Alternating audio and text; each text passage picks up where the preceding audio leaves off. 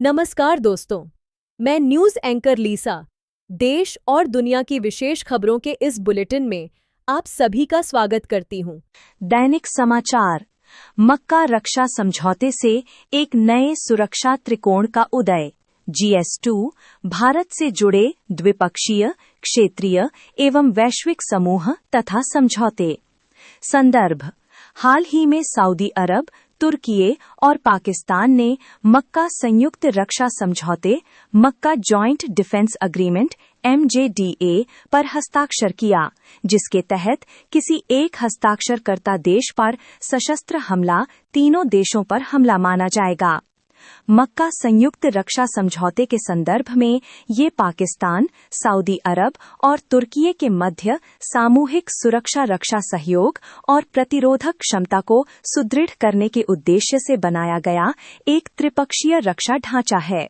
इस समझौते पर मक्का अल मुकर्रमा संयुक्त रक्षा शिखर सम्मेलन में हस्ताक्षर किया गया, जिसमें सऊदी क्राउन प्रिंस मोहम्मद बिन सलमान, तुर्की के राष्ट्रपति रेचेप तैयब एर्दोगान और पाकिस्तान के प्रधानमंत्री शहबाज शरीफ शामिल थे। इस समझौते को रक्षात्मक प्रकृति का बताया गया है, न कि किसी विशेष देश के विरुद्ध निर्देशित। इसमें क्षेत्रीय शांति, स्थिरता और रक्षा से संबंधित जिम्मेदारियों का साझाकरण तथा सामूहिक सुरक्षा पर बल दिया गया है। मुख्य चिंताएं: सऊदी सुरक्षा केंद्रिता। यह क्षेत्रीय अस्थिरता तथा अमेरिकी सुरक्षा प्रतिबद्धताओं को लेकर अनिश्चितता के बीच सऊदी अरब द्वारा विविधीकृत सुरक्षा व्यवस्थाओं की तलाश को दर्शाता है। मुस्लिम नाटो नहीं। सऊदी अरब ने इस समझौते के किसी सैन्य धुरी या सांप्रदायिक गुट होने से इनकार किया है। हालांकि इस समझौते की सुरक्षा खतरे की दृष्टि से सटीक अवधारणा और परिचालन ढांचा अभी स्पष्ट नहीं है। रणनीतिक पूरकता।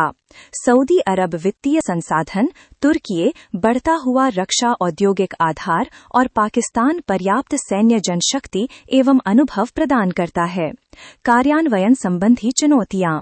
भिन्न भिन्न हित, ऐतिहासिक तनाव, पाकिस्तान की ईरान के साथ सीमा तथा घरेलू सुरक्षा चिंताएं सहयोग को सीमित कर सकती हैं।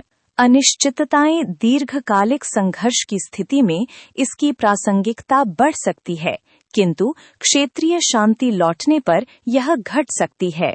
भारत के लिए इसके निहितार्थ। पाकिस्तान कारक।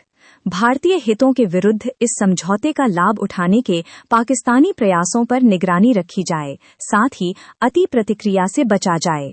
ऊर्जा सुरक्षा। ईरान, होर्मुज जलडमरू मध्य और क्षेत्रीय अस्थिरता से जुड़ी वृद्धि भारत की ऊर्जा आपूर्ति और व्यापार को प्रभावित कर सकती है।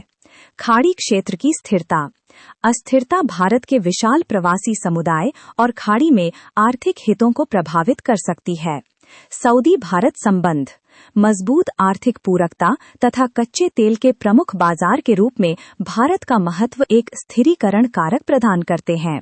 रणनीतिक अवसर। रणनीतिक स्वायत्तता बनाए रखते हुए सऊदी अरब, तुर्की और खाड़ी साझेदारों के साथ जुड़ाव को सुदृढ़ करना।